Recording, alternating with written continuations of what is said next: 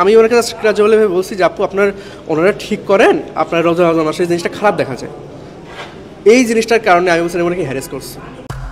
ছাত্রীকে হেনস্থার অভিযোগে এক যুবককে আটকের পর রাতে শাহবাগ থানায় ঘটে গেছে তুমুল কাণ্ড।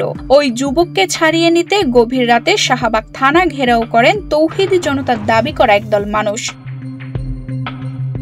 রাজধানীর শাহবাগ থেকে বিশ্ববিদ্যালয়ে আসার পথে ঢাকা বিশ্ববিদ্যালয়ের এক নারী শিক্ষার্থীকে হেনস্থার অভিযোগে বিশ্ববিদ্যালয়ের কর্মচারী অর্ণবকে ৫ মার্চ বুধবার সন্ধ্যায় গ্রেফতার করেছে শাহবাগ থানা পুলিশ। হেনস্থার শিকার হওয়া ওই নারী এ বিষয়ে প্রথমে ঢাকা বিশ্ববিদ্যালয়ের প্রক্টর অফিসে অভিযোগ করেন এবং থানায় নারী ও শিশু নির্যাতন দমন আইনে একটি মামলা করেন। তারপর বুধবার তাকে গ্রেফতার করে পুলিশ।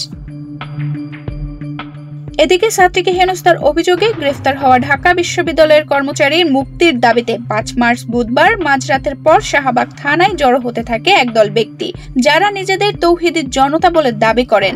গ্রেফতার ব্যক্তিকে মুক্তি না দেওয়া পর্যন্ত তারা সেখানেই অবস্থানের ঘোষণা দেন। ভোর ৫টা পর্যন্ত তারা সেখানেই অবস্থান করেছিলেন। ৫ মার্চ বুধবার মধ্যরাতের পর কিছু ব্যক্তি দল বেঁধে শাহবাগ থানার সামনে জড়ো হতে থাকেন। তাদের একজন জানান, তারাবির নামাজের পর তারা এই ব্যক্তির গ্রেফতারের খবর জানতে পারেন। এরপর মধ্যরাতে তারা শাহবাগ থানায় এসে উপস্থিত হন। তাদের ভাষ্য মতে সম্পূর্ণ অন্যায়ভাবে বিশ্ববিদ্যালয়ের এই কর্মচারীকে গ্রেফতার করেছে পুলিশ।